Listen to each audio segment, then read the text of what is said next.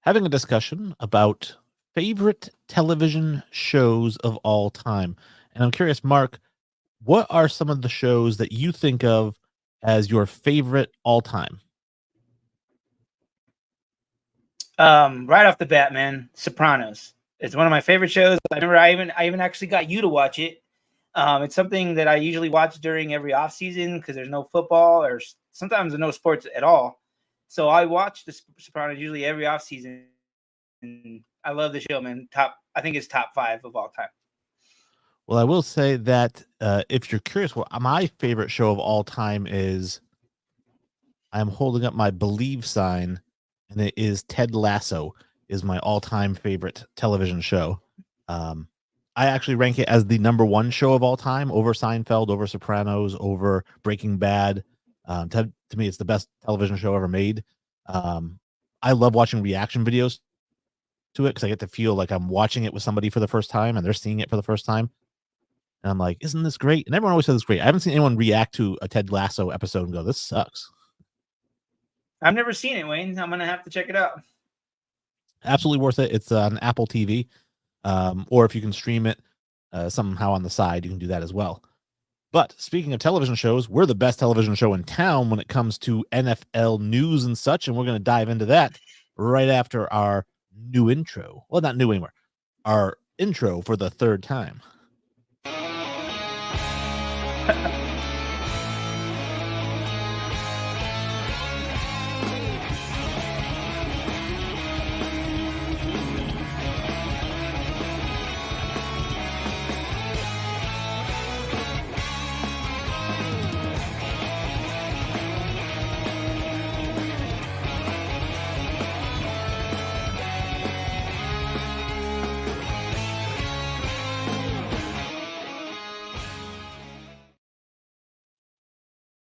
What's up, everybody?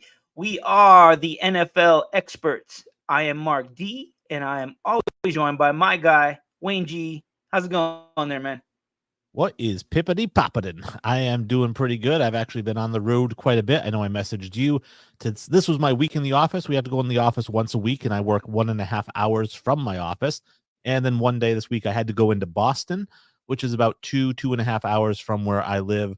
And like I was telling Mark, I apologize. I know I'm a Patriots fan, so if you're a Patriots fan watching this, I'm sorry. Boston sucks. Okay, Boston just sucks. And so I hate going in. Yeah, you told me 2-hour drive, man. That's brutal. Just to go to work. I couldn't do with that, man. No, and it's like I said, it's not worth it. There's nothing good in the city. They make a horrible clam chowder. That's what they're known for, I thought. Yeah, no, I like dissing it though because Boston people are going to be like, "Hey, don't say that." Well, you're not necessarily from Boston, so you're not necessarily knocking like your hometown or anything. No, but I'm a New Englander, and Boston is kind of like the capital of all of New England. True. All right, everybody, here's the spiel. If you like anything that you hear tonight and you want to send us a comment or a question, or you want to give us a follow, check us out on all our social medias. We are NFL Experts Pod. That's plural. On Facebook, on Twitter, on a topic for the show, or you want to send us an email at nflexpertspod@gmail.com. And if you missed the live stream, find us on Spotify starting next. And now Wayne got us hooked up to iTunes and Amazon Music, so check us out there also. Absolutely. And I will say, Mark, you're a little skippy tonight, so we'll bear with it, I guess. I can understand what you're saying. I know Sorry, the Wayne. spiels. Oh, no worries. All right. So obviously, we do have some stuff to get going talking about. We're going to talk right off the bat around the NFL, which is where we talk about some NFL news. And the first piece of news I wanted to bring up was preseason news. Justin Fields throws 5 of 6, 67 yards for the Steelers. And I'm curious, Kyle Allen backs him up. He goes 17 of 23. We know Russell Wilson isn't playing. He's hurt right now. I'm curious to get your thoughts. So obviously Kyle Allen played well. We know that he's not even in the mix for the starting position. But I wanted to get your thoughts. I feel like Russell Wilson, this is his job And I know that you think Justin Fields is going to win it. What do you think Justin Fields has to do to start week 1? I think it's one of those things, Wayne. Russ has to really show out, I think, to keep his job, because I think the Steelers, they have way more invested in Fields. They gave up more draft picks. They're technically paying him more money, even though Russell Wilson only took like a $1 million deal. They are still paying Fields more on their books. So they have more invested. So I feel like they're going to be more in lieu to start him over Russ if Russ doesn't like play like we're used to seeing Russ. Russ hasn't really been Russ as of lately, as I've complained about many times on the show. So I really think that Fields is the guy that should be the quarterback.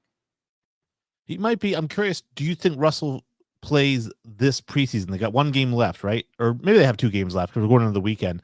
But does Russell Wilson play at all during the preseason? He's supposed to start tomorrow, their game against Buffalo, I think. So I think that's like a make it or break it for him. I think if he goes in there and he just looks regular Russ and he's efficient, he'll get the job. Well, we know it's a very close race between the two of them. And let's say you're right. Let's say Justin Fields wins the starting job. He's the starter week 1. Obviously, you've got Russ there in the wings. If Fields doesn't play well immediately, there's going to be people calling for Russ to come in and start. So I'm curious, what does Fields have to do to lose the job? I think would be like his fumble problem. He fumbles. I think he had like 2 fumbles in the other game. So that's a big deal, is like ball security. I think that he needs to be able to see the field more. Like, so if he makes those deep passes, or even just doesn't have to run the ball as much as he does, if he can show them that, hey, I'm more than just a running quarterback, then, I feel like that would put him in a really good position. Yeah, I do feel like whoever wins the starting job, whether it's Fields or Wilson, I think it's going to be difficult to dethrone them because I think both of them are better than Kenny Pickett. So as long as they play better than Kenny Pickett did last year, they're not going to lose the starting job. Yeah, I would agree with you on that. Both of those guys are definitely an upgrade over Pickett, for sure. Now, the Bengals lost 17-14 to the Buccaneers. Joe Burrow went 5 of 7 for 51 yards and a touchdown, but he didn't get hurt. I was surprised. So we still have a healthy Burrow so far. I know that this is his year that he's supposed to play a full season because it's every other year he gets hurt. How long do you think Joe Burrow can stay healthy for? Do you think he can be healthy for the whole year? Well, you know me, Wayne. I like Joe Burrow, and I'm hoping that he does stay healthy, because he is, as we've said many times on the show, he's like the Mahomes Slayer. He's the only guy that can beat him. So for me, as a guy in the AFC, a guy that roots for a team in the AFC, I want to see Burrow be healthy so I can see him beat Mahomes. Okay. I don't like that idea, only because I'm not a Burrow fan. I haven't been since he was drafted. I thought he was overrated coming into the draft, and I don't wish injury on him. I'm not hoping he gets hurt or anything, but I just, I don't know. I don't like the Mahomes Slayer thing. I think he's gotten lucky a couple of times. We'll see what happens if they face each other again. If it's, but he does have a winning record against them in the regular season and in the playoffs. Yep, that's what I mean. He's the only one of all these young quarterbacks to beat Mahomes. So, that's why I call him the Mahomes Slayer. Okay. Now, the other thing I thought was interesting in this game is T. Higgins. He caught 2 balls. So he's playing under the franchise tag. He still doesn't have a new deal yet, but he's not holding out. Yeah, I think that's good for the for the Bengals. He's gonna play. He's gonna be a good soldier, and he's gonna play this year, and he's gonna hope that he gets, which I think he will, a good deal on the free agent market. I'm not gonna say he's gonna be top paid money, maybe, but he's gonna be up there. Okay. Yeah, I think he's going to get paid well. I think that he's in a different boat than, let's say, CeeDee Lamb. CeeDee Lamb can hold out because he caught 120 balls last year. And I think CeeDee Lamb is the best wide receiver in the NFL. T. Higgins right now is the second best receiver on this team, and he's trying to get number 1 receiver money. I do think he can be a number 1 in the right situation, but I think if he holds out like CeeDee did, I think that he misses out on number 1 money. CeeDee can hold out. He's still going to get number 1 money. I don't think Higgins can hold out and still get it. Well, if he's not holding out, Then Right. maybe that's Well, that's what I'm saying. what he's doing, Wayne. Is maybe he's staying in and being a good soldier so he can get a good deal.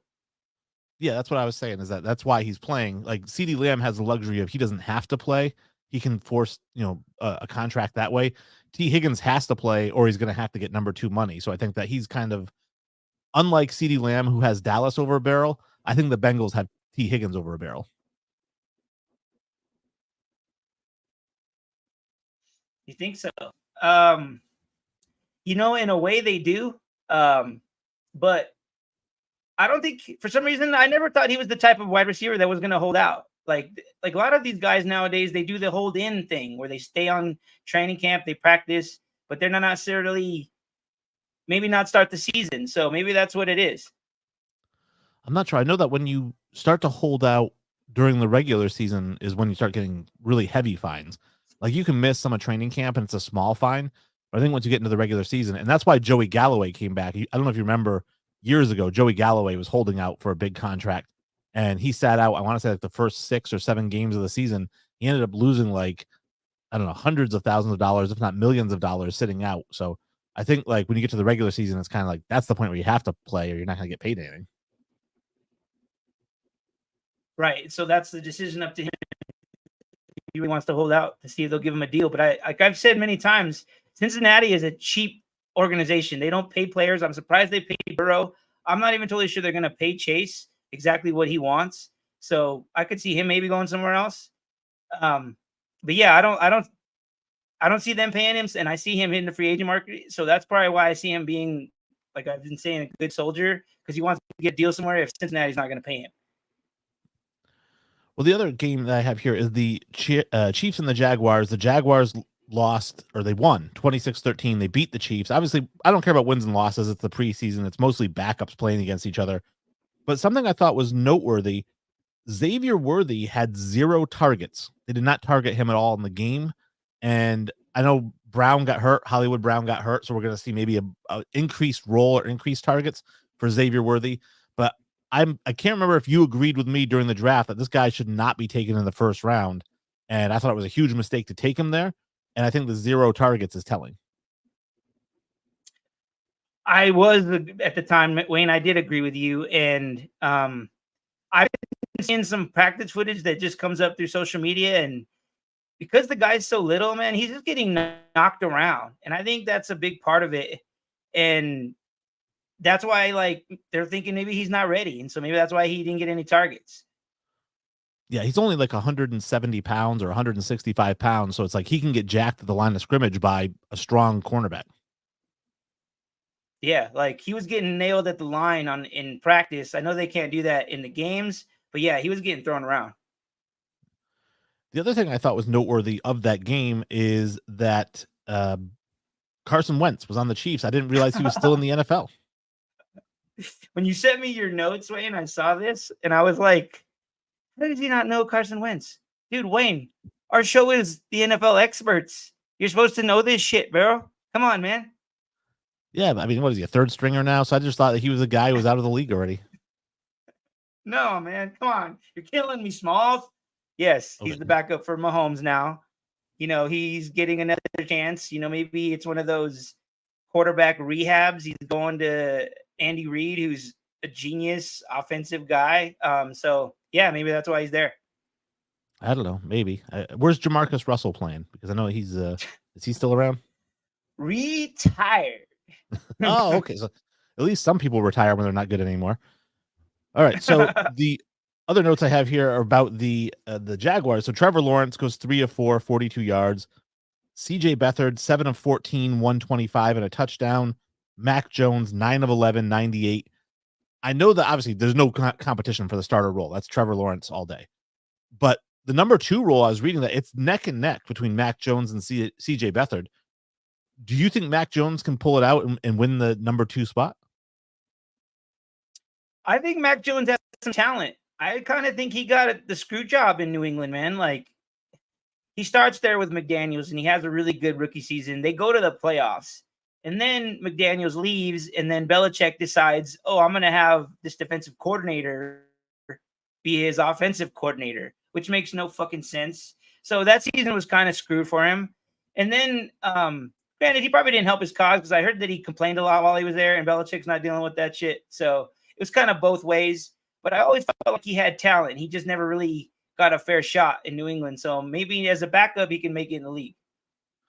I've always thought he was overrated. I mean, he's a game manager. That's what he does. I know that we talk about everyone's a game or good quarterbacks are game managers, but when we say it with him, it's because he doesn't have a strong arm. And you look at the numbers he had his senior year at Alabama. Well, it's easy to have those numbers when you're throwing to Jerry Jeudy and Jalen Waddle and Devontae Right. Smith and all those weapons. So I never really thought he was a great quarterback, and I don't like the excuse of the defensive coordinator being the offensive coordinator, and I'll tell you why. I'm not comparing Patricia to Belichick, but reports from players is that Belichick knew so much about football. Obviously, he was a defensive coordinator. Before he was that, he was a special teams coordinator, so he big into special teams. But they said Belichick could walk around the offense and coach the wide receivers better than the wide receivers coach. He could coach the quarterbacks better than the quarterbacks coach. Like, he just knows so much about football. And Matt Patricia is a rocket scientist. Like, he's got a degree in rocket science. So I mean, he's a smart guy. It's possible that he knew enough about the offense that Belichick trusted him. I don't know, man. I just didn't think that was the right way to go about it. Like, they should have got somebody for him. Like, Belichick is just arrogant. He was like, I got this. And he probably didn't really even pay attention to the offense. I don't think he does. I don't think he's one of those coaches. Yeah, well, I think he does. I mean, that's very unfair. Bill Belichick's the greatest coach in the history of the game. I mean, of course he pays attention to the offense. I'm just saying that he focuses on defense a lot. That's his bread and butter. Yeah, but I think, again, I would say I'm gonna anger some fans out there. I think Bill Belichick knows more about offense than Andy Reid does. You think? Yep. I think Bill Belichick knows more. I would not agree. Yep. I think Bill Belichick knows more about kicking than Adam Vinatieri does. I think Bill Belichick knows more about wide receiver play than Jerry Rice does. I think that Bill Belichick is the smartest person in the world when it comes to the NFL and knows the most about everything than anybody. Nobody knows more than him in any area. Well, I will agree to disagree. Apparently. So then we have, I have here a little bit of news. So Brandon Aiyuk, did I skip something? Wide receiver drama. Wide receiver drama. Yeah, I did skip a little bit. All right. So wide receiver drama. We got Brandon Aiyuk. He turned down the Patriots offer. The Patriots willing to give the guy $35 million a year, $30 million a year. He said, I don't want to play there. I don't like their quarterback situation.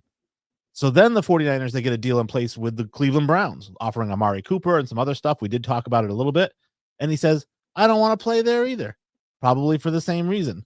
So he wants to play somewhere that has an elite quarterback, but has enough cap space to give him a max deal.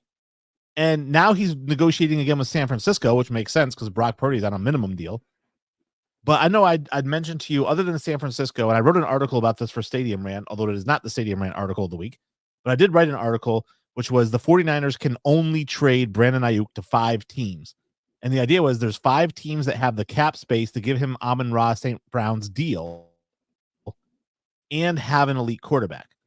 So before we get into those teams, I want to get your thoughts on Brandon Aiyuk basically dictating where he goes. Yeah, I'm not totally sure if this is like a negotiation ploy that he's like, hey, look at all these teams, they want me, but I don't want them. I really want you guys.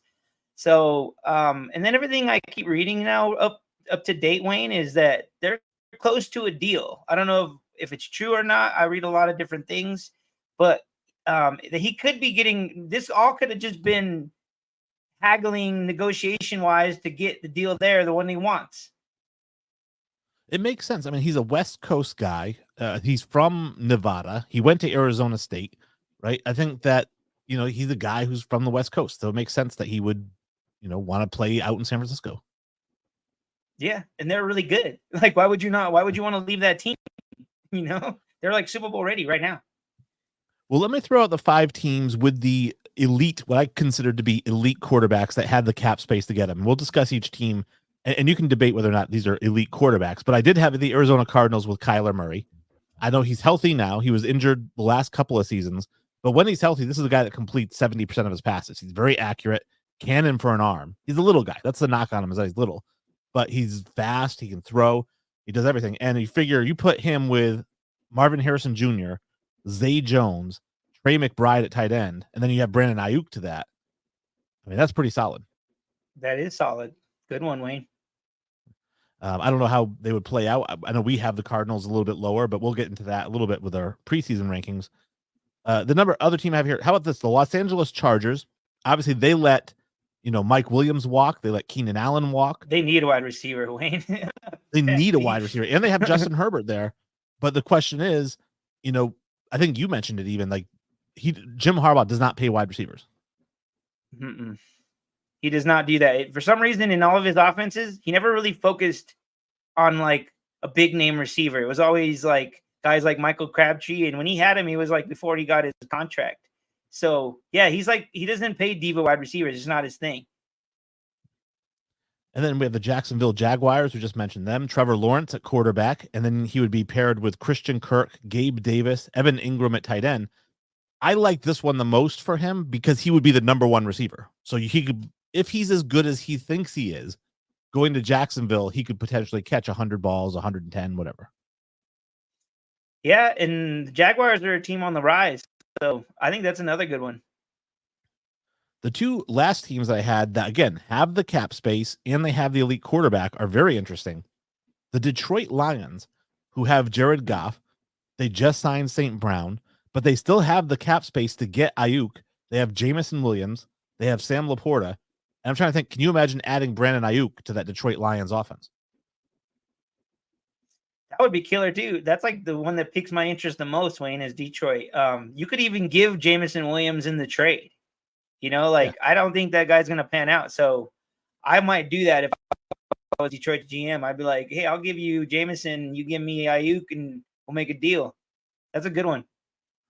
And then the last team, I thought you would like this one the most, the Cincinnati Bengals, who have Joe Burrow. They have Jamar Chase. They have to pay Chase coming up, but T. Higgins is on that, franchise deal. So let's say Higgins goes out, or you trade Higgins to San Francisco, and you bring in Brandon Aiyuk, and now you have Jamar Chase and Brandon Aiyuk. I think that's a good one, but if they're not paying Higgins, they're not paying Aiyuk. No way. I would think not, because to me, I think Aiyuk is a smaller Higgins. Yeah, and if they're going to pay anybody, they're going to pay Chase, and they're going to let Higgins walk, and they're not going to pay Aiyuk. So no, I think that's a good matchup, but the organization would never do it. Now, preseason rookie debuts we had last week. We had some rookie quarterbacks. I have my rookie quarterback of the week is your guy, Bo Nix, who went 15 of 21, 125 yards, a touchdown, no interceptions. Obviously, the Bengals won, but the Broncos won, but we don't really care about that. We're talking about stats. I want to get your impressions because you watched the whole game, right? What did you think of Bo Nix? I gotta admit, I don't want to be a homer when I talk about Nix, but I gotta admit, in the beginning, he looked nervous. Like it was his first NFL game, which is natural to feel nervous.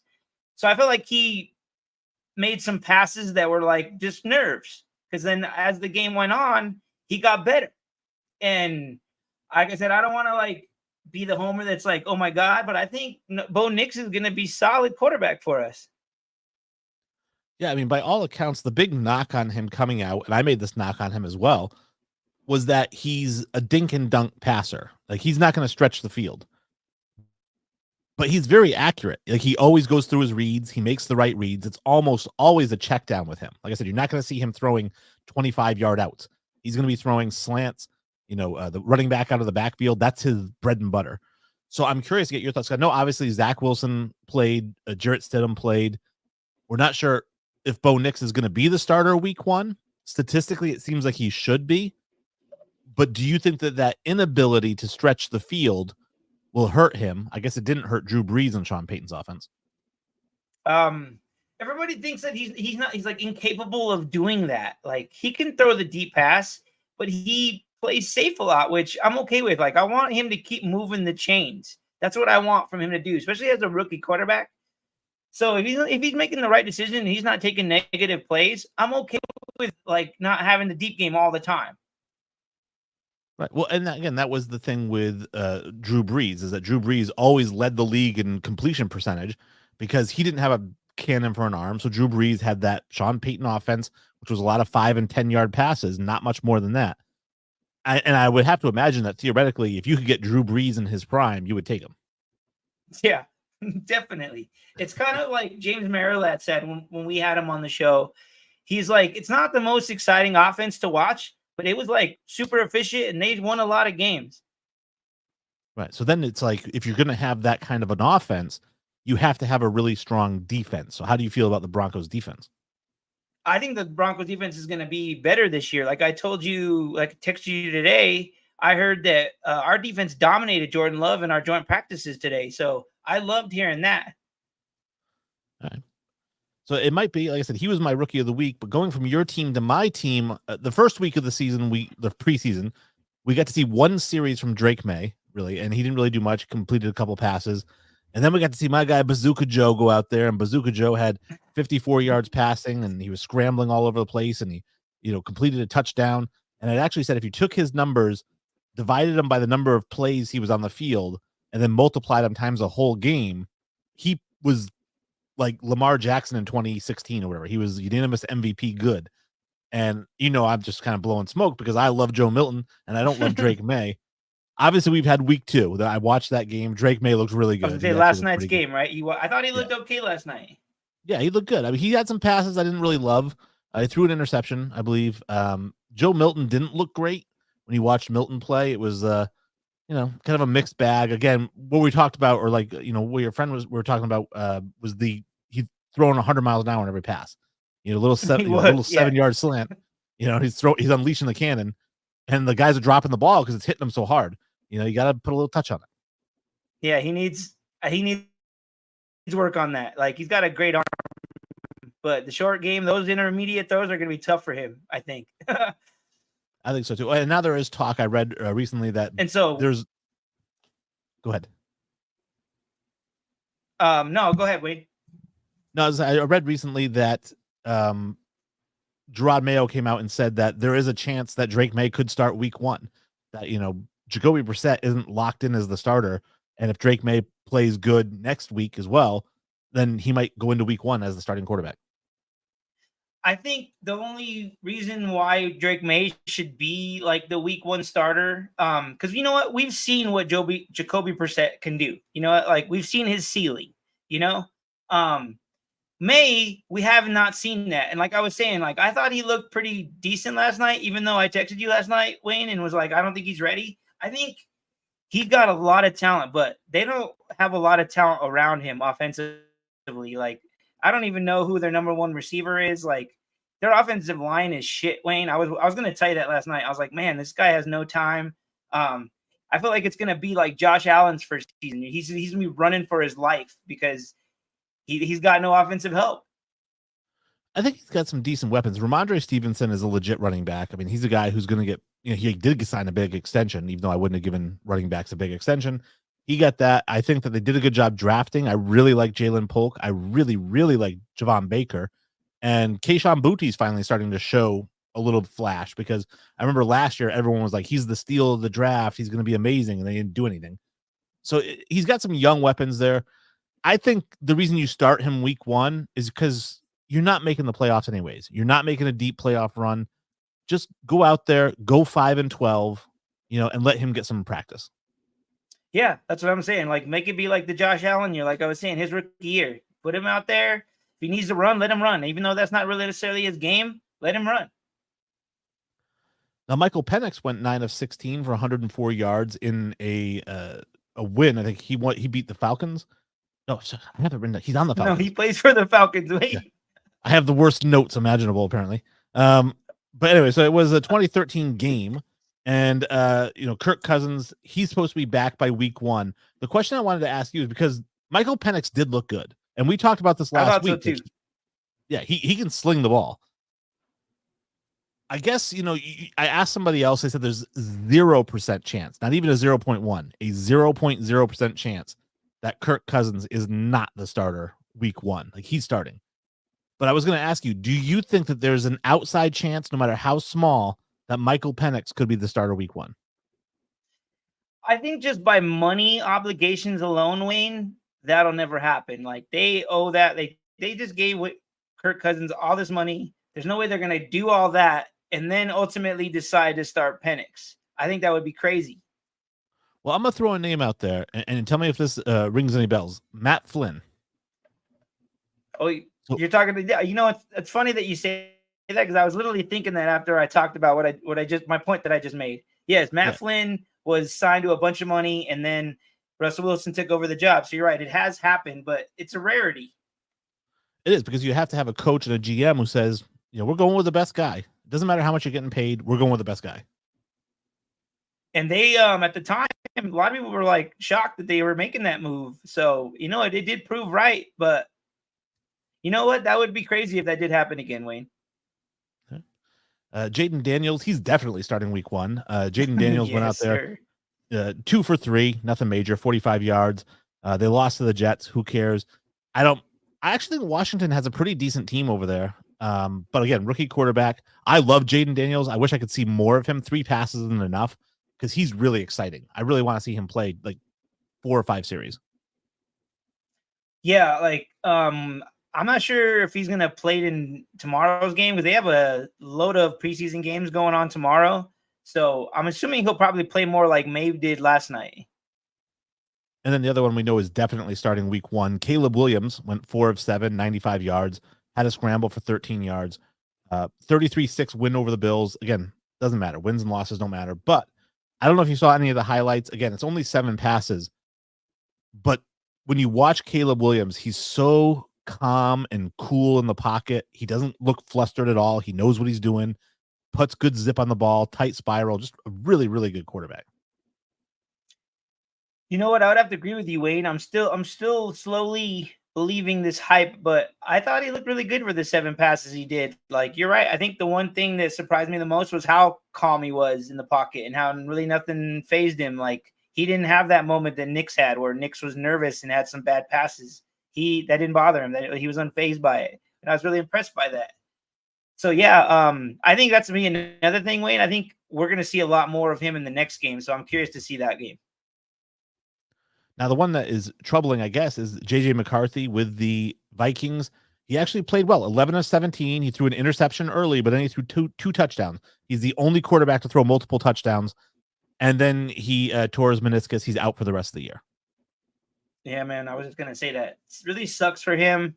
I was really looking forward to seeing what he was going to do this year for them because the Vikings have a lot of offensive weapons, and I think he was going to really show that off. And now he doesn't get the chance, so now he's going to wait a year so we can see what he can do. It really sucks for Minnesota because I'm not totally sure that Darnold is the guy. I don't think Darnold is going to do much for them. It's like the same thing with Jacoby Brissett. We kind of already know what we're getting. So, yeah, I feel sorry for JJ. Yeah, the Vikings GM right now is going through mock draft database and saying, all right, who's going to be the top 5 guys next year? Hey, maybe they're going in the Shador sweepstakes. Really? With McCarthy still? You think they would go after that? I don't know. Who knows, man? Okay. I was going to talk about Spencer Rattler, but it doesn't matter because he sucks. So we're going to just jump right into I'd buy that for $1. I'd buy that for $1. This is where we discuss whether or not we would buy or sell something, but everything costs $1. It's the Dollar Tree, and we're going in and we're looking at some different topics here. And the first one I want to bring up is Nicolas Cage is going to play John Madden in a John Madden biopic. Now, as a movie expert, and as those of you who don't know, I had a movie podcast before I had this podcast. I actually was a featured speaker at the Boston Comic-Con talking about movies. So I am more of a movie expert than an NFL expert. So I'll give you my take on this in a second. But Mark, I want to get your thoughts. Are you buying for $1 Nicolas Cage as John Madden? I am not buying this for $1, Wayne. When I heard this today, I was like, okay, they're gonna have to do a lot of makeup on him to make him look like John Madden, for one. And Nick Cage, I don't know if he's that great of an actor to pull off. Madden was like a different guy, like it's going to be really hard for any actor, not just Nicolas Cage, to pull that off. Yeah, I think my issue with it is Nicolas Cage's lack of versatility. Like you said, not being able to pull it off. if you've watched enough Nicolas Cage movies, and I'm not saying I dislike Nicolas Cage movies by any means. I love The Rock with Sean Connery and Nicolas Cage. You know, Con Air is kind of fun. Gone in 60 Seconds is a guilty pleasure of mine. I do like some Nicolas Cage movies, but he always plays Nicolas Cage. Like, it's always just a variation of Nicolas Cage. He doesn't have any range or versatility whatsoever. And Madden was nothing like Nicolas Cage. So in order to play John Madden, he has to, for the first time in his career, his 40-year career, for the first time, has to not play Nicolas Cage. I just don't think he can do it. Well, I don't. And after I heard about this, it made me think of when he was supposed to be Superman. Remember at one time? And that movie just like it died before it ever opened. So maybe this is one of those things. Maybe at some point he'll lose the role and actually somebody better will be it. All right. Now you have to spend $1. Are you spending $1 on Nicolas Cage Superman or Nicolas Cage John Madden? Neither. I'm not spending $1 on either. You have to. Wayne. That's the game. You have to spend $1. Which one are you taking? If I have to pick out of those two, I guess I would take Cage as Superman. Ugh, I'm taking him as John Madden. No, you can't ruin. Superman's my all-time favorite comic book character. I can't have Nicolas Cage playing him. Right, I'm with you. A side note, I actually disliked the idea. Remember they were talking about Michael B. Jordan playing Superman? And I hated the idea, not for the same reason that all the racists hated it, but because Michael B. Jordan is always super serious. Like Superman's not serious. He's kind of chill. He's like the light of the world, you know? And you can't have Michael B. Jordan being all like brooding as Superman. Yeah, because like Clark Kent's like a nice guy. So you don't want like a brooding Clark Kent, right? Yeah. Now, I will take Idris Elba as Superman. He can play anything. I don't care what it is. I think he should be the new Bond, but who am I to say? Okay. Next topic, buying it for $1. We saw the first week of dynamic kickoffs. And the whole idea behind dynamic kickoffs was to get more kickoffs, more exciting kickoffs and kickoff returns. Last season, only 21.8% of all kickoffs were returned. So far this preseason, 81% of all kickoffs are being brought back for a return. I don't think we've seen one get taken to the house yet, but we've seen some long, like 70-yard, 60-yard returns. Are you buying for $1 the new kickoff rule? I am buying for $1, Wayne. Like you said, we haven't seen anybody bust one yet, but I feel like it's coming. And I feel like a lot of the reason why it hasn't happened yet is because a lot of these special teamer guys are saving their schemes for the season. You know, like they don't want to waste it on preseason, so they're waiting it out. So I'm sure some of these guys got something planned for when the season starts. Yeah, I bet they do. I love it. I'm buying it for $1 all day long. I love it, especially for those guys who are speedsters, but maybe they can't catch the ball. Again, those specials. Bring back the Dante Halls, the Devin Hesters. You know, I want to see some kickoff returns. Yeah, and I think you will, because I think a lot of teams have drafted and signed guys based on that. Now, I did see our boy Jim Powell is in the comments. Obviously, we do comments towards the end of the show for fan feedback, so throw anything you want in there, questions, comments. We'll throw it up there towards that section, but we have more buying for $1 to get to. All right, so the next one I have here is players wore Guardian caps in game for the first time. Biggest headline was Jonathan Taylor wearing the Guardian cap as a running back. And obviously there's been mixed feedback on this. And I think that we know who has which feedback on this. But I want to get your take on it. What is your thought on the Guardian caps in game? What did you think? And what do you think going forward? Are you buying for $1 players wearing Guardian caps during the game? You know what? I am buying this one. And when we first brought this up a few episodes back, I wasn't buying it because I thought it looked really weird. You know, I'm not saying that that they shouldn't be take out every safety precaution, but the aesthetic of it didn't look good. But now, after watching it on the preseason, and now that they have like covers over the Guardian cap of like their helmet, so you can't. So in when you're watching a game, you don't really notice it until you really see the guys up close. But otherwise, you don't really notice it in the game. So aesthetically, I guess the game really hasn't changed. And so I guess for me, it doesn't bother me that much if the aesthetically it doesn't change. No, I think, yeah, it hasn't changed a whole lot. It does look a little bit bigger. So there is an aesthetic difference. I'm in favor of anything safer. That's my whole thing. If you can make the game safer, prolong these guys' careers so they don't have dementia when they're 28 years old, you know, they don't end up like Antonio Brown, who Vontez Burfict totally did something upstairs when he hit him. You know, I think that this is a good thing. Having that cap is a great thing. I'm all in favor of it. As we know, it's the big macho douchebags who are like, no, they're going to put skirts on them next.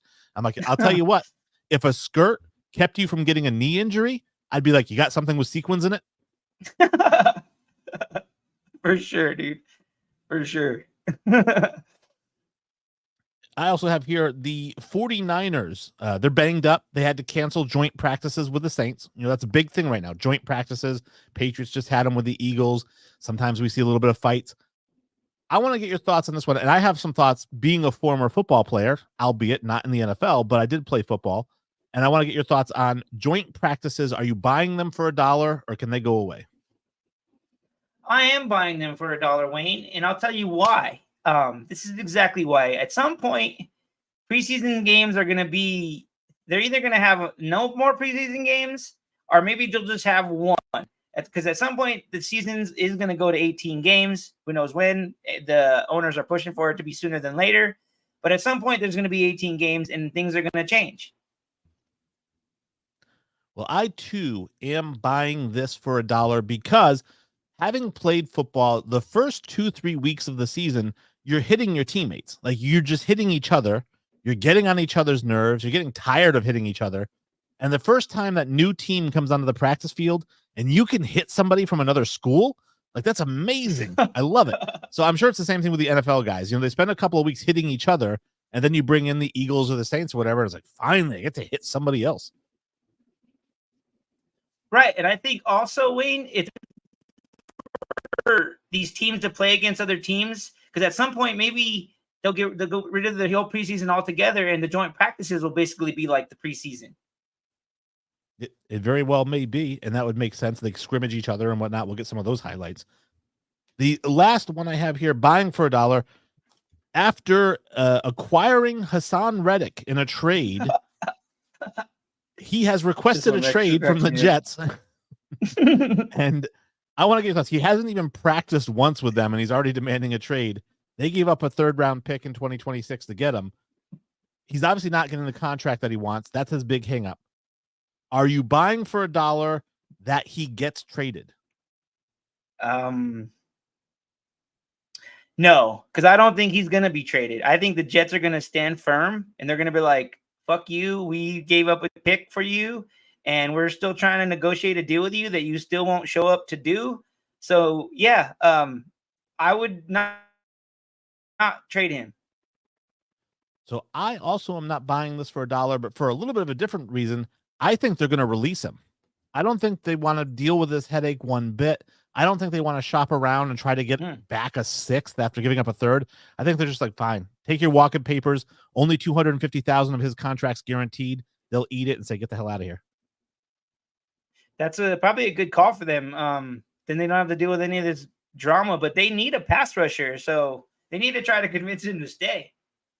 I don't know. Yeah, or get somebody else. I don't know, but it seems like they're at an impasse. Yeah, I just think it's funny that all this happened within like a couple weeks. He gets traded. He hasn't shown up. Then he's like, trade me. It's just so dramatic. Perfect Jets scenario. Yes. So that was buying it for $1. We are now talking about our Stadium Rant article of the week. Now, the article of the week belongs to JT Howland. He is a great young writer over at Stadium Rant. He writes a lot of different types of articles. This one was NFL power rankings entering the preseason. Now, the reason I chose this one is because I know that Mark did show us his preseason power rankings, and I wanted to see, you know, how he feels about JT's preseason power rankings.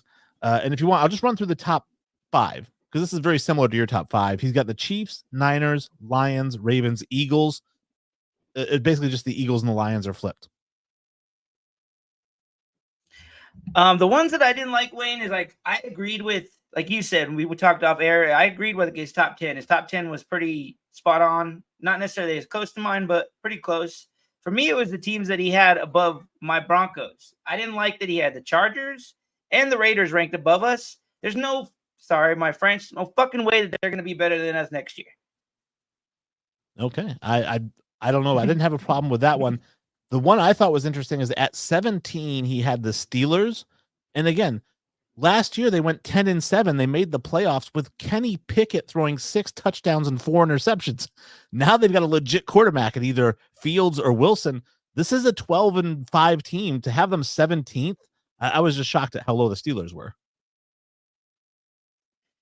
I don't know. I think that one I was like kind of okay with because you don't really know what Russ or Fields are going to do. So they're kind of in the middle there, like they're in a really tough division. So, I can kind of see them being middle of the pack.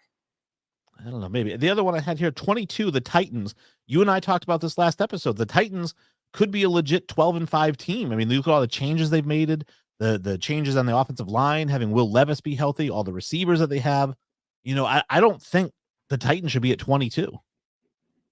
No, I'm with you on that one. I think they should have been higher. I think I've kind of changed my mind about them, Wayne. When we first last season, when we did our predictions for the schedules, I had them low. I didn't have them winning that many games, and I think now after all the additions and everything that they've done, I think they might. Yeah, I'm with you. I think they should be higher than 22, and I think they're going to be better than a lot of people think. And this one was really surprising to me, only because I understand how it happened. JT, I'm not knocking your rankings here, but I understand what happened here. A little bit of a mix-up. At 26, he has the Arizona Cardinals. I understand the Cardinals went 4-13 last year. Kyler Murray only played like the last 6 or 7 games. You have a fully healthy Kyler Murray coming back for 17 games this year. You've got James Conner, who ran for 1,000 yards in 13 games last year. And they drafted Trey Benson, who I think was the best running back in the NFL. They're in the draft. They got him to back up Connor in case he does get hurt. They have Zay Jones, Trey McBride. They drafted Marvin Harrison Jr. They've got Bilal Nichols on defense, Zaven Collins, Buda Baker, and they drafted Darius Robinson, Xavier Thomas, Max Melton, and Elijah Jones. Elijah Jones had like 8 interceptions last year. So this is a team that has a good offense, a good defense, had a great draft, and Kyler Murray's coming back fully healthy for the year. I think that 4-13 looks more like 10-7, 11-6 this year. So I think 26 last year maybe, but not this year. You know what? I'm with you on that. They do have a lot of talent, but like the Steelers, they're also in a really tough division. So he's still got to battle that. He's got to battle the Rams, Seahawks, Niners. That's a tough division, like the AFC West. So you know what? I would agree with you on that one, Wayne. They should be higher. And this is coming from a place of love, JT. I want you to know that JT is one of my favorite writers over there. He's very receptive to my editing style. But fuck you, JT, for having the Patriots below the Giants. He had the Giants at 30 and the Patriots at 31. And I told him the Giants are going 0-17. All right. So unless the Patriots go 0-18 somehow, there's no way they're below the Giants. I'm with you on that one. I think the Giants and the Panthers are battling out for the worst, but I think your Patriots are close up there, Wayno. They don't got a lot of talent. I'm not saying put them in the top 5, but put them ahead of the fucking Giants. I'm with you. Like I was saying, you better put my team better be over the Chargers and the Raiders too. Come on, JT. Now, one of our favorite sections, this is one of our favorite topics, and that is Mocking Man Hour. Every week we pick a clip from our friend Michael Buckheister from Man Hour. He has the Man Hour Sports NFL Talk, and Man Hour NFL Talk every day, 2:30 p.m. I said 2 last week, but it's 2:30 p.m. Monday through Friday. Yes, check it out. Gives you all kinds of crazy takes. If you love crazy takes, you're a Skip Bayless fan, Colin Cowherd, Shannon Sharp, all that nonsense. He has tons of nonsense for you. So tune in and listen. This is the nonsense we're going to talk about. It's a 1-minute clip from Buck. So bear with us here. And then we will discuss his take on comparing NFL players to hourly workers. Let's give it a listen. Okay, Chuck. We are obviously talking about contracts here, right? So CeeDee Lamb is currently under contract. So, Chuck, I hire you to do a job. I pay you, let's just make it easy, $5 an hour, $10 an hour to do a job. You've been doing your job great for 3 or 4 years, right? And then one day, all of a sudden, you walk into the office and say, I want $100 an hour. I'm not going to set foot back in this office till you give me $100 an hour. Well, Chuck, you have another year on your contract still. Well, Chuck, we have a written agreement, signed contract saying that you would do this for $10 an hour for 5 years. You still have another year left. So what are you bellyaching now? Oh, because the market has shifted a little bit. Oh, of course it's going to shift, right? You knew what you were signing for. All right.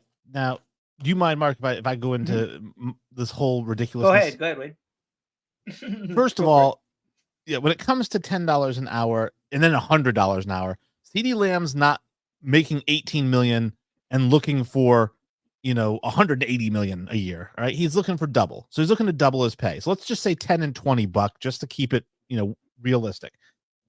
Here's why the NFL is different. All right.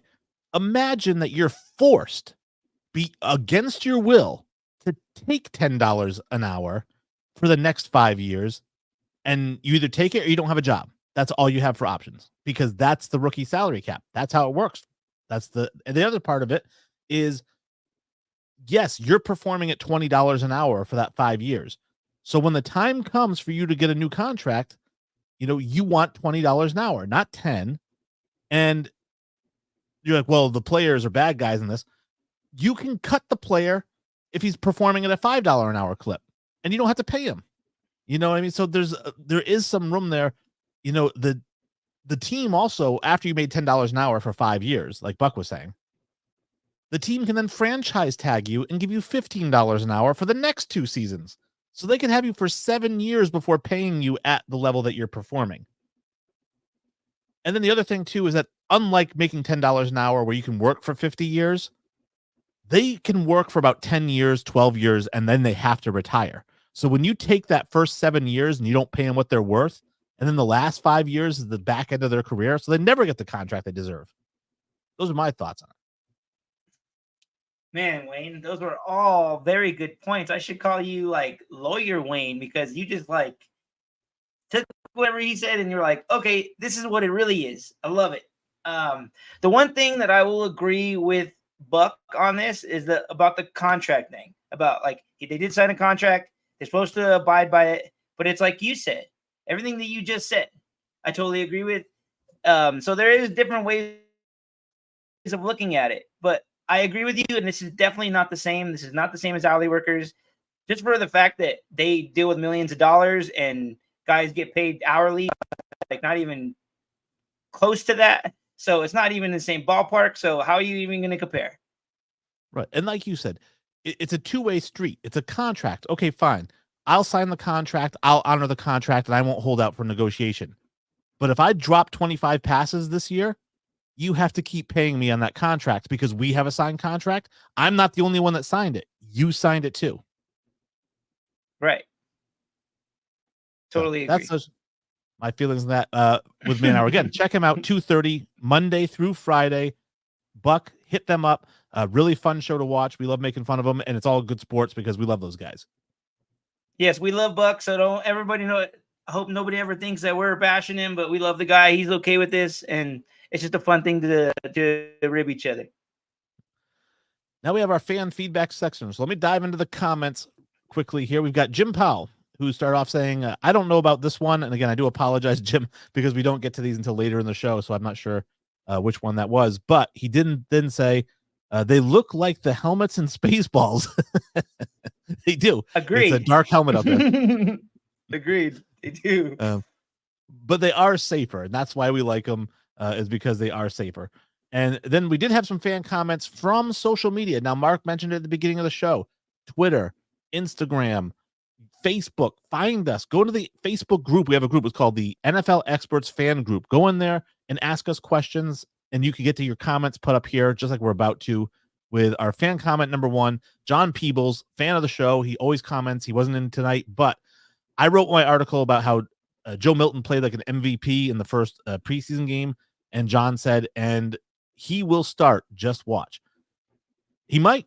I mean, he's not. He's not going to start. I wish he would, but he's not. Is this going to be Drake May? But I do appreciate just John. as much as you wish he would play Wayne, he's not. Yeah, they have too much invested in Drake, so yeah, they're going to play May. And then the other fan feedback we had here is from JT Howland, our author from the article of the week. This was on Twitter. So again, at Twitter, NFL Experts Pod. He was replying to us. He says, favorite thing about the preseason. I'd asked that question, and he said, being able to see the Packers in Cleveland for a very cheap price, and also the memories that it creates for the fans.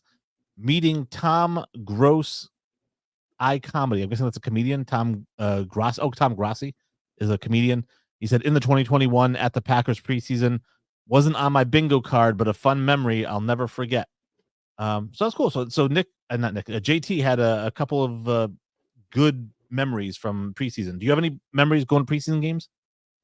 Yeah, you know what? I've always gone to preseason games when I was little because they were the one games my dad could afford because they're like the cheaper games. Like the regular season games are always cost more. And the preseason games are easier to get and they're cheaper. And those are the games my dad always took me to. Okay. Yeah, I've never been to an NFL football game. Believe it. As an NFL expert, I've never been to an NFL football game. I have been to Gillette Stadium twice to see Garth Brooks and Ed Sheeran. And I can't imagine trying to get in there for a football game. What a nightmare getting in and out. I don't know what Denver's like, but in Gillette, it's one road in and one road out. And that's it. And so getting in, like once you get on that road, it's like an hours and hours wait to get into the parking lot. When you told me that, that sounds brutal, Wayne. I don't know if I'd want to deal with that either. Definitely Denver's definitely not like that. We have many roads in and out of our stadium. So there is ways to get out so you're not stuck. But the traffic does get bad because it is a stadium. But yeah, so thinking about your dilemma there, you need to go to a game. That should be on the bucket list. Maybe. Well, again, once I win Mega Millions tonight, I am going to charter a helicopter to the games so I don't have to drive in and out. I can just fly in, go watch the game, fly back out. No traffic to deal with. And you're taking me on this trip too, Wayne, right? Wink, wink. You want to see a Patriots game? I don't care, man. We're NFL guys. Come on, man. All right. Well, we'll see what happens. I'll talk to RKK and see what we can get done. All right. All right. So obviously we have a couple minutes left. We haven't done a 2-minute warning all season, I don't think, right? Or no, we might have done one the first episode. But do you have anything you wanted to get off your chest here at the end of the show? You know what? I do. And it took me the show to come up, like to think of this, but I'm really hating all of this knock on my team. I don't really think we have one of the worst rosters in the league. And we have a coach that he's never lost, or he's never had a season where he's had 3 wins. There's no fucking way that we're going to be 3-14 or 3-13, whatever the number is now. There's no way that we're going to only win 3 games. And it really makes me mad that nobody has any faith in my team, and they consider it all the time. I keep hearing, oh, their roster sucks. And I don't believe that, and I think it's bullshit, and I just have to rant about it. Hey, fair enough. The only thing that really happened with my team, the New England Patriots traded Matthew Judon to the Atlanta Falcons for a 3rd-round pick. Now, I do actually really like this deal, and I'll tell you why. They got a 3rd-round pick in this upcoming draft. Matthew Judon is 32 years old in the last year of his contract, and he missed 13 games last year with an injury. So he's coming off an injury-plagued season at age 32 in the last year of a deal, and they got a 3rd-round pick for him. By comparison, the Jets gave up a 3rd-round pick in 2026 to get a younger, healthier Hassan Reddick. So the Patriots just fleeced the Atlanta Falcons, in my book, getting a 3rd-round pick. I don't know what you think on the return there. I think that's an excellent return. I didn't know all that about Judon. So, yeah, as you say that, it makes me think, are they going to make him a deal? They probably won't. They're probably going to just make him ride out the season, right? They might. And the other part of this that I wanted to bring up is the Atlanta Falcons side of things. Like, what do you think about the Falcons now? Obviously, we knew that they had Kirk Cousins going in there. We know the offensive weapons that they have.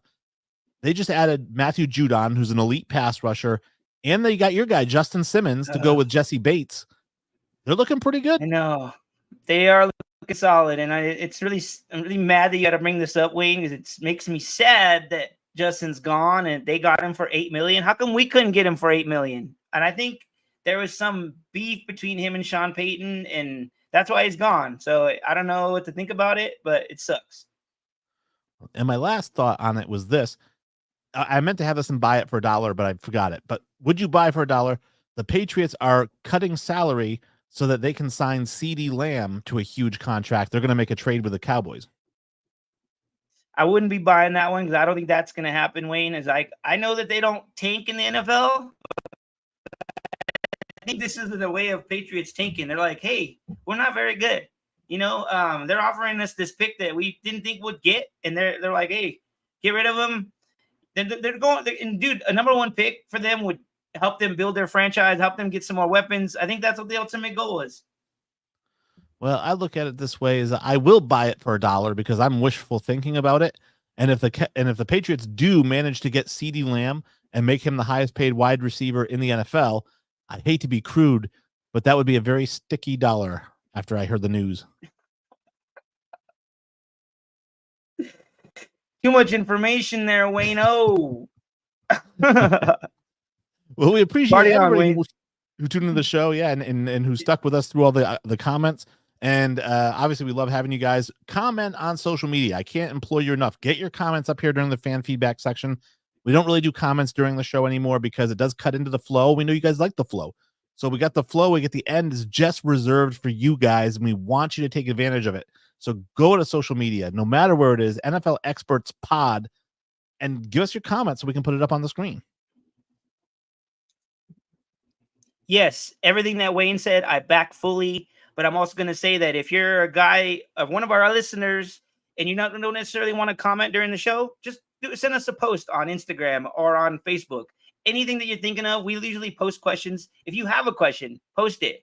And we will still put it up there. So it doesn't just have to be a comment. It could be anything on social media. If you have any interest or anything, put it out there. And we'll definitely put it on the show. And I'm sorry for the comments and the flow, but we like the way that the show is going now.